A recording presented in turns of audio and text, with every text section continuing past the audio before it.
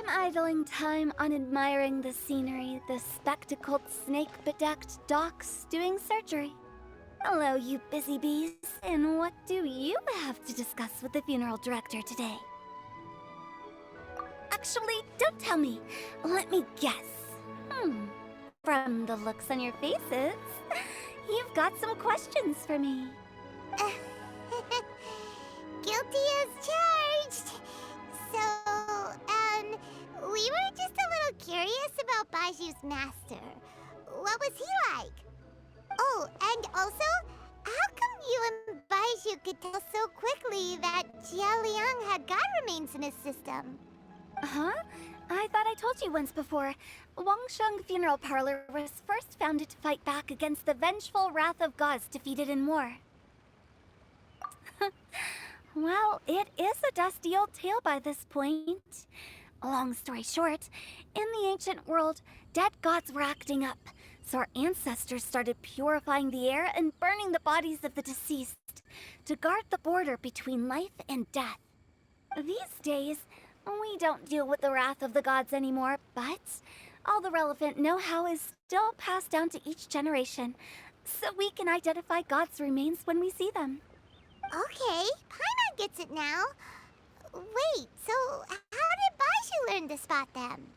Almost certainly from his master, who was also my great-uncle. Baiju's master was my grandpa's younger brother, a former deputy director of Wangsheng Funeral Parlor. Wow, fancy that! Huh. So, if he was from Wangsheng Funeral Parlor, how did he end up as Baiju's master?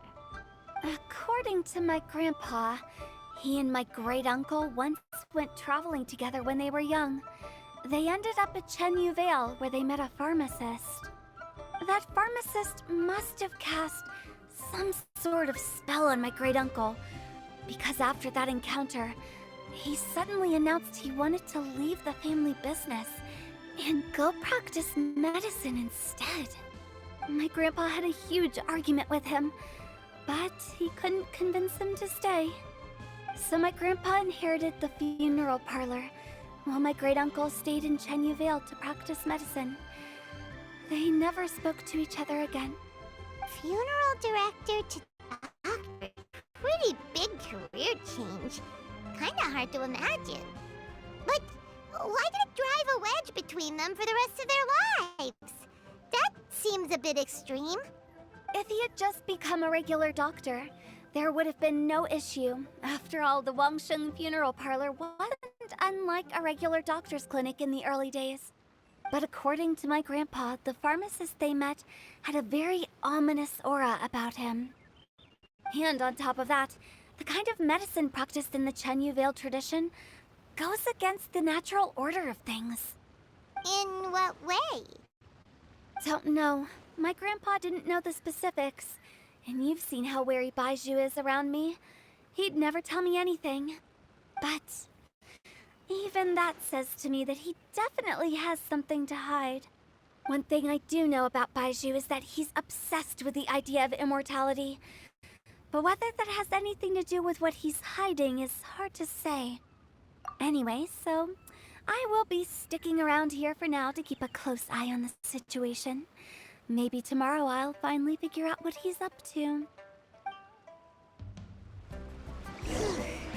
After all that, it seems like we have more questions than answers.